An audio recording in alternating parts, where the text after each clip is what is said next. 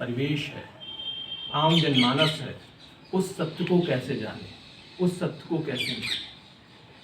तो सामान्य ग्रस्त लोग भी उस परमात्मा को ही केंद्र में रख के अपना जीवन जीते। उसने योगेश्वर भगवान श्री कृष्ण, मर्यादा पुरुषोत्तम श्री राम, देवादिदेव महादेव, शंकर को पूर्ण परमात्मा के रूप में माना है और उसको समर्पित करके अपने जीवन का निर्वहन करता है। तो जैसे लोक क्रियाओं में सामान्य व्यक्ति अपना जीवन निर्वाह करता है, तो ग्रस्तों के भगवान भी ग्रस्त ही है। ग्रस्त पूर्णता का प्रतीक होता है। हमारा जीवन दोनों प्रक्रियाओं को, श्रेय को और निश्रेयस को, श्रेय को और प्रेय को, दोनों को कैसे सिद्ध करे, ये हमें हमारे महापुरुषों से सीखने को मिलता है। तो इस प्रक्रिया में परमात्मा जब हमारे जीवन का आधार बन जाता है, तो हमारे सारे काम परमात्मा को समर्पित होकर के होते हैं, तो हमारा जीवन परमात्मामय हो जाता है। तो जो हमारी ग्रस्त परंपरा है, उसमें बड़े बड़े सत्यों को लोक परंपराओं के माध्यम से हमारे साधारण से साधारण ग्रामीण मानते हैं। उन्हीं लोक परंपराओं में एक बड़ी समृद्ध परंपरा है श्री राम जानकी विवाह की। वैसे ये अयोध्या से जनकपुर तक निरंतर होती रहती है, उस क्षेत्र के लोग ज़्यादा करते हैं क्योंकि वहाँ उनका मूल स्थान था। लेकिन मर्यादा पुरुषोत्तम श्री रामचंद्र जी और योगेश्वर भगवान श्री कृष्णचंद्र जी किसी सीमा में आबद्ध नहीं है। ये पूरे देश में जो है ना व्यापक है। देश में ही नहीं, अभी तो पूरे विश्व में इनका एक बहुत बड़ा आधार है। तो और भी लोग करते हैं इसी प्रक्रिया को, हमारे माता पिता ने पालन किया है। तो हम लोग एक सेवा भाव से, जिनके संतानें नहीं होती थी, वो जानकी जी को अपना जीवन समर्पित करके, पुत्री मान करके अपना जीवन समर्पित कर देते। जो जीवन का उन्होंने अर्जित किया है, परमात्मा के चरणों में समर्पित कर देते थे। अलग से करने की कोई आवश्यकता नहीं होती थी। इससे ग्रस्त का जीवन जो होता है भक्तिमय होता है, साधक का जो जीवन होता है वो साधनामय होता है। तो ग्रस्त का एक स्वभाव होता है समर्पण करना। तो अपने जीवन को परमात्मा का, आज जिनके संतानें नहीं होती थी, भगवान को पुत्रवत मान करके अपना जीवन का निर्वाह कर लेते थे। तो परमात्मा ही केंद्र में आ जाता था। तो मेरी बहन का निधन हो गया था, किडनी फेलियर हो गई थी। जवान बहन थी मेरी, 30 वर्ष की उसकी आयु थी। मैं पतंजलि योगपीठ हरिद्वार में था, उसकी सेवा करी हमने, लेकिन हम लोग उसको बचा नहीं पाए। तो हमारे माता पिता का एक भाव था कि हम कुछ करें। तो जो उनसे बन पड़ा थोड़ा थोड़ा करते थे, लोक में हेल्प करते थे। लेकिन उनके मन में एक भाव था कि अपने घर से भी किसी की डोली सजा करके भेजें, किसी को समर्पण किया जाए, किसी के लिए रोया जाए, किसी के लिए अपने जीवन का सर्वस्व त्याग किया जाए।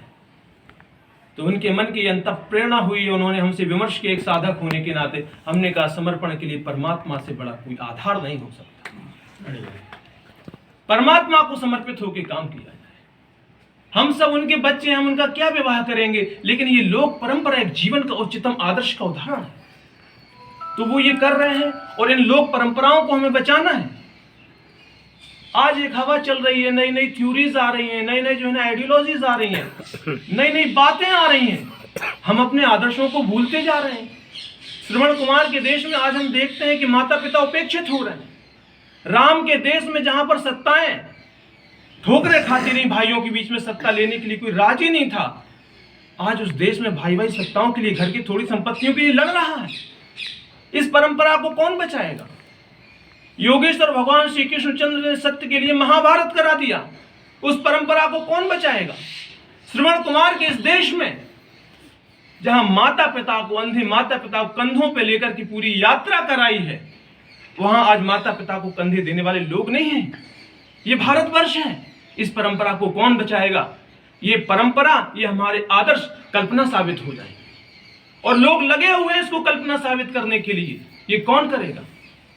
ये हम लोग करेंगे। ये स्थान महर्षि जादव दास बाबा का स्थान है। मुझे उनकी प्रेरणा हुई थी। वो साधक है। एक व्यक्ति 3 पीढ़ियों से ज्यादा कभी समाज में चर्चित नहीं रहता है।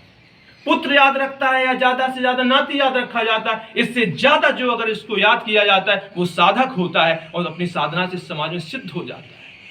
और महर्षि जादव दास बाबा तो पीढ़ियों पहले हुए थे, लेकिन आज भी उनकी इस पावन प्रेरणा से ये मंदिर प्रांगण, ये आश्रम परिसर ऊर्जा से पूरा अनुप्राणित है।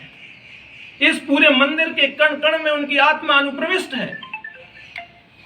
यहाँ लोग आए, इसी प्रक्रिया में हमारे श्रद्धेय महाराज श्री का आना हुआ। जिस पावन भाव से इन्होंने यहाँ पर सेवा की, इससे इनको महाराज श्री की श्रद्धेय जादव दास महाराज जी की कृपा प्राप्त हुई है। और हम लोगों का ये संकल्प है कि महर्षि जादव दास महाराज जी का नाम आने वाले समय में हम लोग देश नहीं पूरी दुनिया तक लेके जाएंगे।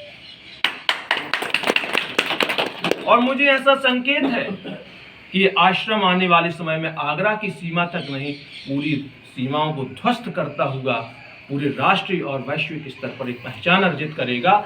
मेरा इस पावन अवसर पर, मंगल प्रणोत्सव के पावन अवसर पर सभी को बहुत बहुत प्रणाम है और सभी को बहुत बहुत शुभकामनाएं, बधाई है और आमंत्रण है। भगवान को तो मैं आमंत्रण देने आया ही हूँ, उनको तो हम मंगल प्रणोत्सव कर ही रहे हैं, लेकिन जो उनकी सेवा कर राम राम बने तो कैसे बने? राम बने किसके सहारे? वनवासियों के सहारे। भगवान बनता है, भगवान कैसे बनता है? भक्त होना चाहिए। सिद्ध कैसे प्रकट होता है? साधक होना चाहिए। तो आपके पास तो सब सिद्ध भी है, साधक भी है और भक्त भी है, तो यहाँ तो पूर्णता है इस धरा पे। बस इसको हमको अनावृत करना है और आने वाले समय में ये अनावृत। बहुत बहुत प्रणाम।